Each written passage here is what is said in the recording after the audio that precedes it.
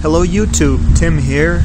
I've got a bow blank which I formed out to a basic I haven't cut the nocks yet or shaped the tips, but this is going to be another bow of bravery in that style with a nice Celtic knot pattern on the inner limb area. But I want to show you how I'm going to shape the outside. The first part is, of course, cutting away the excess material. The second is heating, which I've already shown you. I'll link to that up here in the upper right hand corner, both now and for, say, the next minute or so. So if you're interested, go ahead and click through there, and that's how I heat it up and seal the back parts of the Siyahs here. Right now, all I want to do is, I'm holding the limb right now actually between my legs so it doesn't move around too much. I'm resting the other side on the table. I've marked a point on the back where I'm going to start the cut, and a point here on the middle where I want the cut to finish. So, actually I wish I had done it on the other side, but anyway, it's easy enough to find out where this side is because it's dead center. So really, if I just hold the coping saw, let me see if I can angle you down a little bit more. There we go. So if let me show you again, just in case. Here's the first mark, here's the second mark right in the middle. I marked the wrong side. I could do it over here. But anyway, since I'm a righty, it's easier to do it like this.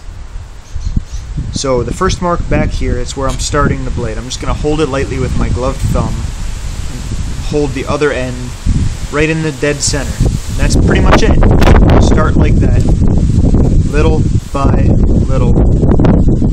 Basically, I'm cutting here in the back and just making sure that the portion in the front doesn't get too far off. So when it starts to bite too, it'll bite right on where I want it.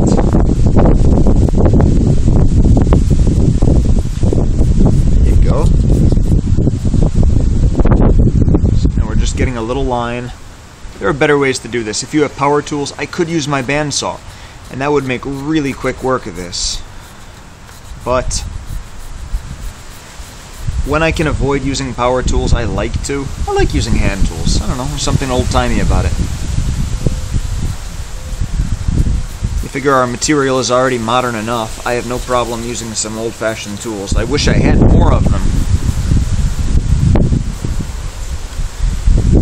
Okay. Just gonna pick up the pace now. I'm making this tip a little bit thinner than most of mine. I'm going to cut the nocks a little bit shallower than I usually do. This bow is mostly going to be just a costume bow, a prop bow, but it will be fully functional.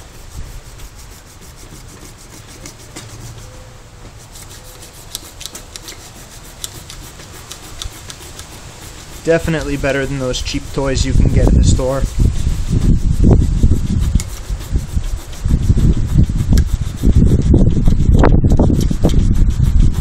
People in the comments have asked exactly where it is that I sell some bows, and I do sell some bows that I make.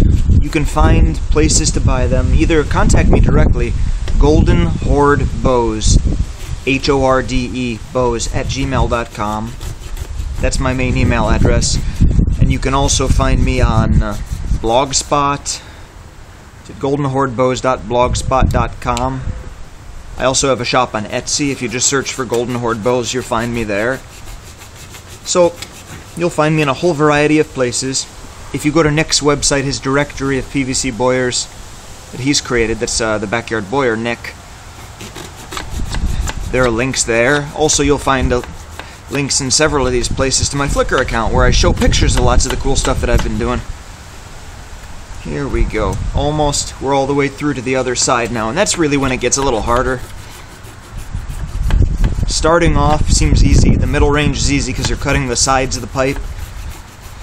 It's really this portion that's the least fun for me. If you angle the blade a little bit, it helps. So you're not cutting shallow the entire width like that. You can focus. The blade bites a lot better. Now this is where I got into trouble a few weeks ago, more like a few months ago. I wasn't wearing any protection like gloves and stuff like that, and I was trying to be careful, but I made the foolish mistake of cutting towards myself. I knew what was going to happen, so I pulled my thumb away, I thought far enough, but it wasn't. It wasn't far enough, and I ended up pretty well gouging myself. And that nice light little scar is a good lesson, serves to remind me about good practice when using saw blades. There we go. I like that. Looks very elegant, very light. That's really what I was going for with this one. Most of them I make a little bit more robust. This one's going to be a little bit more on the delicate side, and I think it's going to be just gorgeous. So I'm going to do the other one exactly the same way. I don't think you need to see me make both of them. If somebody wants to, I'll make another bow and I'll show you there. But this is what I'm doing. All I'm going to do now is sand them down, heat it up so it curls together and seals off that end, and that's really it. I hope you've enjoyed this.